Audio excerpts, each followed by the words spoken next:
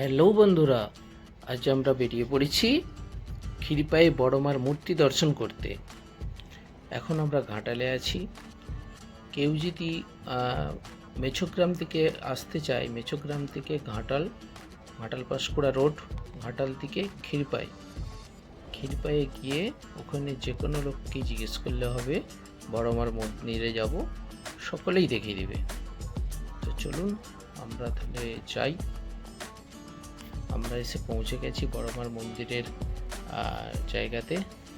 তো এখানে বাইরে কিছু দোকান আছে যেখান থেকে পুজোর থালি নেওয়া যায়।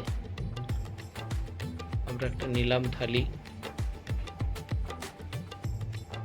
যার মধ্যে আছে সিঁদুর, মোমবাতি, ফুল, ধুনো, ধূপ, আরও সব বিভিন্ন সামগ্রী আছে। তো আমরা মন্দিরে প্রবেশ করছি, কিন্তু ভাগ্যক্রমে মন্দিরে কিছু কাজ হচ্ছে, তাই এখনো কাজ চলছে বাইরে। আমরা সন্ধ্যা হয়ে গেছে, আমরা যখন প্রবেশ করেছি তখন সন্ধ্যা হয়ে গেছে। চলুন মন্দিরে বড় মায়ের দর্শন করতে যাই। এই হচ্ছে বড় মার মূর্তি, প্রচুর উঁচু, উচ্চতায় প্রায় 40 ফুটের উপর। খুব জাগ্রত মা।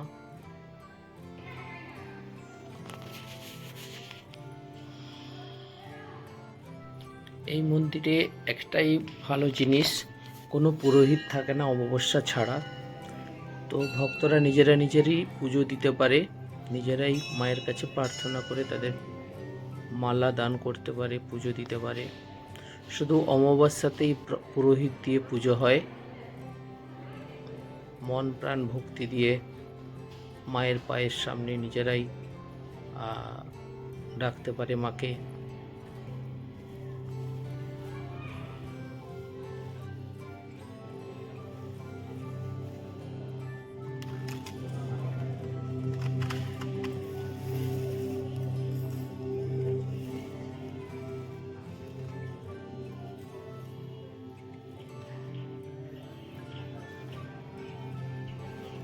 মায়ের কাছে বসে থাকতে থাকতে কখন যে রাত্রি হয়ে গেছে কিছুই বুঝতে পারলাম না।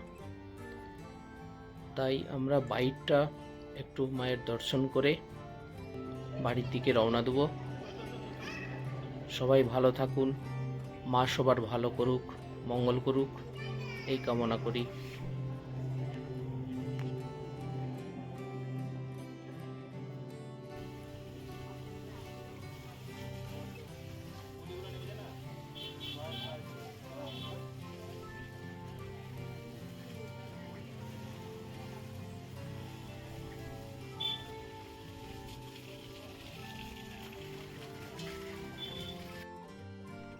ওকে বন্ধুরা, নেক্সট ভিডিও দেখতে হলে ব্লগার খোকন চ্যানেলটাকে সাবস্ক্রাইব করে নাও।